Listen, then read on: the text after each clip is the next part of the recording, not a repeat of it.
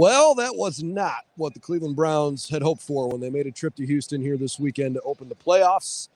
45-14 in a game the Browns led 14-10. Ouch. Brendan Gulick and Anthony Meglin with you on Browns Digest. We've certainly enjoyed being with you all season, and hope you've enjoyed our coverage. I'm afraid we don't have too many positive things to say this afternoon because that was about as disappointing as it could have been all the way around. It wasn't a pathetic performance. It wasn't a terrible effort. As Kevin Stefanski and Joe Flacco and Myles Garrett all said post-game, they picked a bad day to have a bad day, and it was just not good enough all the way around. Amplified by a couple of pick sixes that maybe made the score look a little bit like a wider margin. It wasn't like the Browns were never in it in the second half, but from basically the middle of the third quarter on, it just looked like it wasn't going to happen, and then the avalanche couldn't be stopped. Anthony, it was a pretty darn disappointing ending to a great season, but nobody really wants to talk about the good season at this point because this leaves a pretty sour taste in your mouth.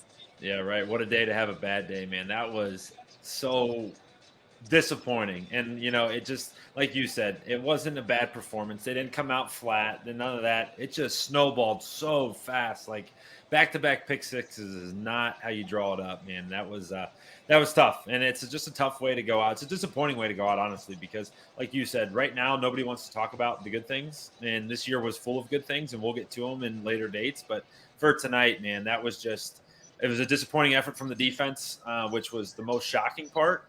And the offense was trying to hang around for as long as they could, but as the chips fell, man, they just did not have enough. And as you can see, 45-14 shows that they just did not have enough firepower today.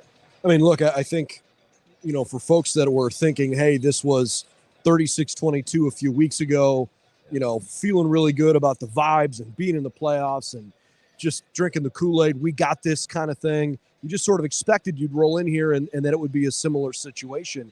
I do think the Browns had the best unit on paper and proven through 17 games that their defense was the best unit, offense, defense, special teams between Houston and Cleveland. But today wasn't even close to being good enough. And I heard Peter King say this from NBC with a few minutes left to go in the game. This was sort of his unofficial stat. But he said that he counted at least 5 times where a Houston Texan caught a pass without a Cleveland Brown within 5 yards of that receiver. And I thought Houston did an unbelievable job scheming up today what C.J. Stroud could do well. You could talk more about that. You're the quarterback between the two of us. But, I mean, C.J. looked like he was just in such rhythm all game. It didn't matter if he was in the pocket or on the move. The defensive players' eyes were all over the place. He threw it deep. He threw it short. CJ was unflappable. I'll tell you what, he's great, and I don't want this to come across the wrong way, but he didn't have to do anything special today, right? I think the hat goes off to Bobby Slowick, their offensive coordinator. There was many times where the Houston Texans just totally schemed up the Browns, right? They're going to come out and play man-to-man coverage. We're going to do a couple things.